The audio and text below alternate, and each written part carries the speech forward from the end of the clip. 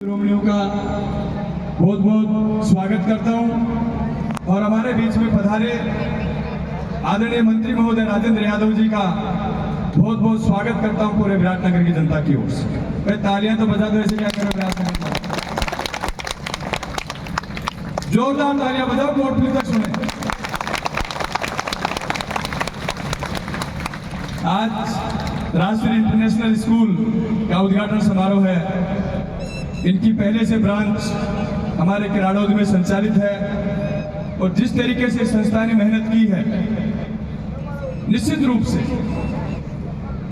ये हम सब लोगों के लिए प्रेरणा के स्रोत हैं कि ग्रामीण परिवेश के लोग, एक किसान वर्ग से आने वाले, मध्यम वर्ग से आने वाले परिवार के लोग शिक्षा के क्षेत्र में घुसे और एक अच्छा मुकाम इन्होंने हासिल किया।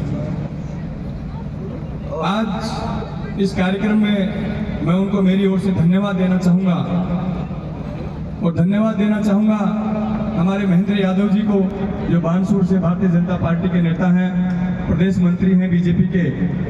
आप यहाँ पे पधारे विराटनगर की धरा पर, आपका भी बहुत बहुत स्वागत। साथियों, ये बात सही है कि जब आदमी नीचे से उठ करके संघर्ष करता है तो उसको बहुत ज्यादा संघर्ष करना है, चाहे वो किसी भी क्षेत्र में हो, चाहे वो व्यापार के क्षेत्र में हो, चाहे वो नौकरी के क्षेत्र में हो और चाहे राजनीति के क्षेत्र में। आप लोगों ने संघर्ष किया और संघर्ष करके एक संस्था खड़ी की, उसमें अच्छी मेहनत की और मेहनत करके जब अच्छे स्टूडेंट उसमें हुए, लोगों का विश्वास आपके ऊपर जमा, फिर आपने दूसरी संस्था यहाँ पे खरीदी। तो निश्चित रूप से परमपिता परमेश्वर, सभी संतगण यहाँ पे पधारे हैं। मैं इनसे प्रार्थना करना चाहूंगा,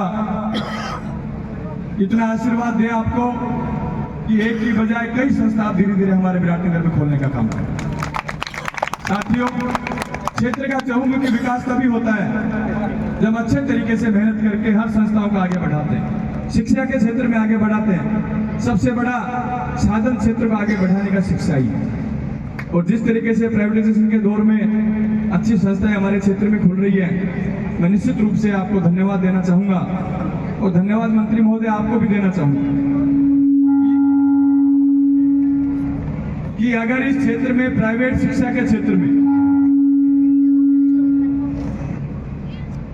इस क्षेत्र में प्राइवेट शिक्षा के दौर में सबसे पहला स्कूल, जो बड़ा school the Rajasthan school Kotputli खोलने का काम आपने किया और जब से आपने वो संस्था खोली, उसके बाद से एक अच्छा बूम प्राइवेट स्कूलों को लेकर के आया, जिसका परिणाम आज हम सब लोगों के सामने है। और साथियों, हम सब लोग सौभाग्यशाली भी हैं कि शिक्षा के क्षेत्र में राजस्थान सरकार में उच्च शिक्षा जैसा बड़ा विभाग हमारे कोटपुतली के लोकप्रिय विधायक महोदय के पास, जो कि अपने आप में बहुत बड़ा विभाग है।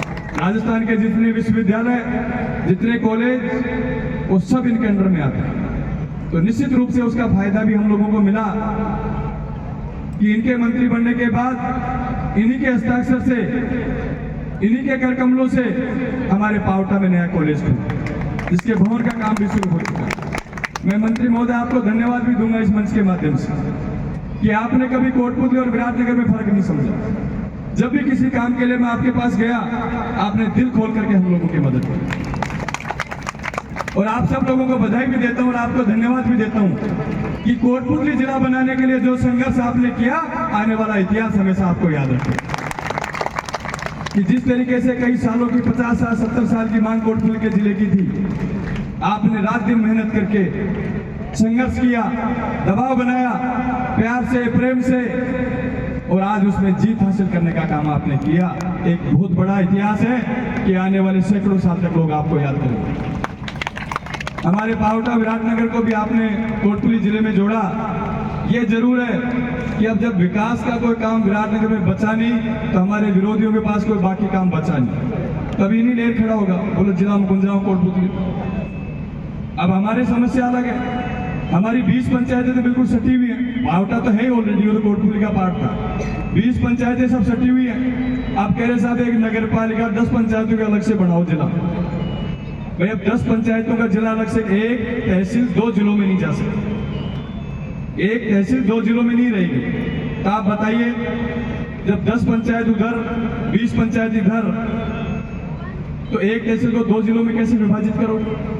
10 पंचायतों के लोग भी सहमत नहीं है, उधर भी सिर्फ बीजेपी से जुड़े हुए लोग। अब महेंद्र जी, मैं सॉरी आपसे माफी चाहूंगा, लेकिन अब थोड़ी लोकल हमारे राजनीतिक बातें हैं कि भारतीय जनता पार्टी से जुड़े हुए लोग, हमारा सरपंच जी पूछ का बागास का बताओ, बागिर जी, मैं बोले बागास से तो 20 किलोमीटर दूर जिलों से, ठीक है, पूछ का पर पार्टी की कई बार मजबूरी हो जाएगी। आप आशीर्वाद तो आप हमारे जी को दिक्कत हो। निश्चित रूप से आज छोटा जिला बना है, 4 विधानसभाओं का जिला है, प्रशासनिक दृष्टि से हम लोगों को फायदा होगा। आज एक 19 विधानसभाओं का जिला था, जयपुर जिले में हमारा कोई राजनीतिक दखलंदाजी नहीं हुआ करती, क्योंकि बड़ा जिला था, मुख्यमंत्री वहां बैठते, पूरी राजधानी वहां पूरा मंत्रिमंडल बैठता है, लगभग 33-34 विभाग एक जिले में बैठते हैं, हमारा किसी का कोई इंटरफेरेंस नहीं होता। लेकिन आज जब कोटपुतली का जिला बनेगा, बनी गया जिला तो जल्दी बस गठन होने वाला है, तो निश्चित रूप से हमारे चारों विधानसभाओं की बराबर भागीदारी होगी आने वाले समय। इसका फायदा भी मिलेगा। आज हमारे कोटपुतली का जिला प्रमुख भी बनेगा तो हमारे 4 विधानसभाओं का आदमी बनेगा, हमारे उप जिला प्रमुख भी बनेगा तो हमारे 4 विधानसभाओं का आदमी बनेगा, चाहे बीजेपी हो चाहे कांग्रेस हो, दोनों पार्टियों के जिलाध्यक्ष भी बनेंगे तो हमारे 4 विधानसभाओं के आदमी बनेंगे। आज 50 तरीके के जिले की कमेटियां होती हैं, उनमें जो पदाधिकारी बनेंगे सरकार की तरफ से, वो भी हमारे 4 विधानसभाओं के लोग बनेंगे। विकास में जो पैसा आएगा वो जो जिले के हिसाब से आएगा, तो एक तो 19 जगह बंटता था और आज हमारे 4 जगह बटेगा।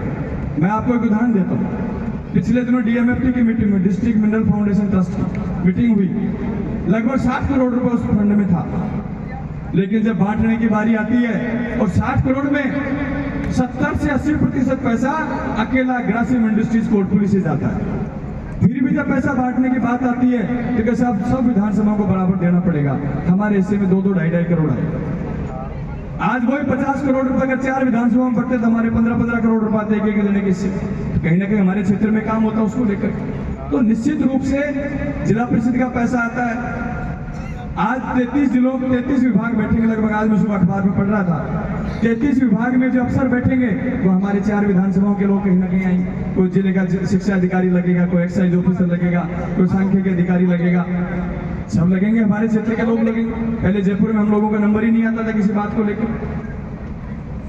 तो निश्चित रूप से ये बातें हमें ध्यान में रखने की आवश्यकता है कि हम लोगों को किसी के झूठे बहकाव में आने की आवश्यकता नहीं है कि छोटा जिला हमारा बना है उसका फायदा भी मिलेगा। आज विराटनगर के साथ सबसे बड़ी विडंबना क्या हो, सारे ऑफिस सापड़ा में चले गए धीरे धीरे। एडीजे कोर्ट सापड़ा में गया, बिजली का एक्शन ऑफिस सापड़ा में गया, पीडब्ल्यूडी का एक्शन ऑफिस सापड़ा में गया, पीएचडी का एक्शन ऑफिस सापड़ा में गया। विराटनगर के पास कुछ था ही नहीं। आज निश्चित रूप से जब जिला कोटपुतली होगा, विराटनगर जब कोटपुतली जिले में होगा, तो ये सारे ऑफिस धीरे धीरे एक के बाद एक विराटनगर में खुलने का काम करें। इसका फायदा हमारे लोकल जनता को मिलेगा। और निश्चित रूप से आने वाले समय में मैंने मंत्री महोदय से निवेदन भी किया कि कम से कम विभाग, जिले के 2-3 विभाग के अधिकारी, 4-5 विभाग के अधिकारी हमारे विराटनगर और पावटा में आप देने का काम करें, ताकि राजनीतिक बैलेंस होने का काम यहाँ पे हो सके।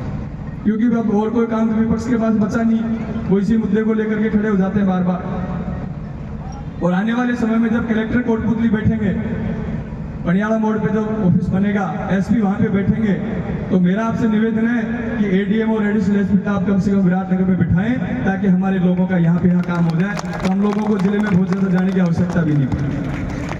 और जिसके लिए हम लोगों ने पहले बात भी की है, इसका प्रोसेस शुरू भी करेंगे कि आने वाले समय में ये ऑफिस हम लोगों को मिले। और मैं मंच के माध्यम से एक बात के लिए आपको धन्यवाद भी देना चाहता हूँ कि अभी बजट घोषणा में एक्सचेंज ऑफिस पीएचडी जो कोटपुतली के नाम से अलॉट हुआ था, मैंने मंत्री जी से जाकर व्यक्तिगत निवेदन किया कि दोनों विधानसभाओं में एक्सचेंज ऑफिस बनेगा। विराटनगर में कोई ऑफिस आज तक विधानसभा में है ही नहीं एक्सचेंज का किसी तरीके का। अब आपके तो जब जिला बन गया तो सारा सिस्टम बैठेगा। तो इन्होंने कहा तो यार ऐसा कर, कोटपुतली और विराटनगर के बीच में कहीं भी खुलवा ले, मैंने कहा पावटा में खोल दो।